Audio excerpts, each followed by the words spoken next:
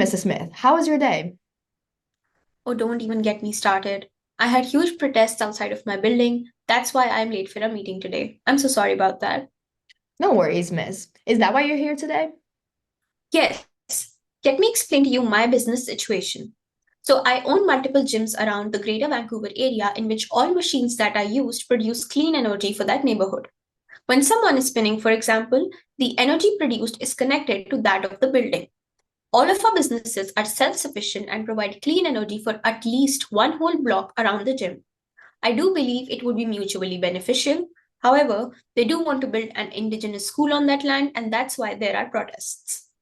That is quite the dilemma. On one hand, you have clean energy for an entire neighborhood. On the other, that would mean it would take away the ancestral land space on which a school for Indigenous kids could potentially be built. Do you know anything about the school? Yes, it's a very small school for indigenous community. They are obviously concerned about not having that place where their traditions are preserved, not to talk about the fact that the teachers were very excited to have jobs in this area. I have to say, this sounds like a big moral issue.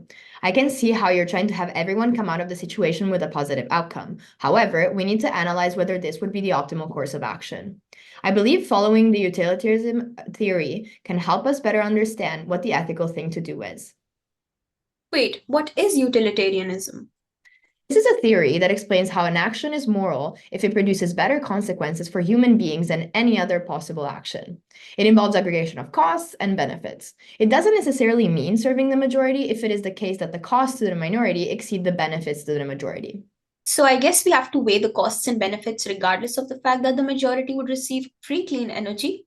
Exactly. This situation is difficult because the First Nation living in the area would also benefit from the clean energy. However, we have to discover how much they consider it beneficial and what the cost of the project would be for them. I will see you back in my office in a week, Mrs. Smith. Thank you. See you next week. So, do you have a plan for me? Yes, unfortunately, not good news. After running a market research, the land is valued at $100 million, which I'm guessing is a price that you were already prepared to invest in.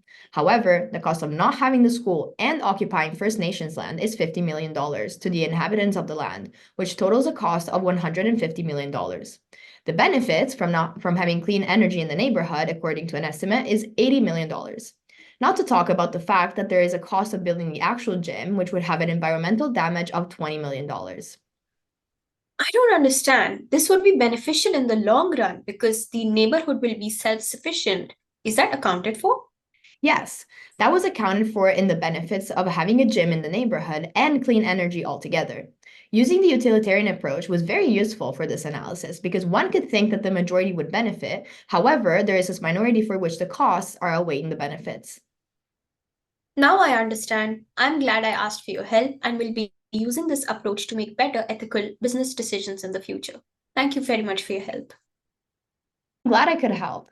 Acting ethically is not always easy. However, it is helpful to think about it as benefits and costs.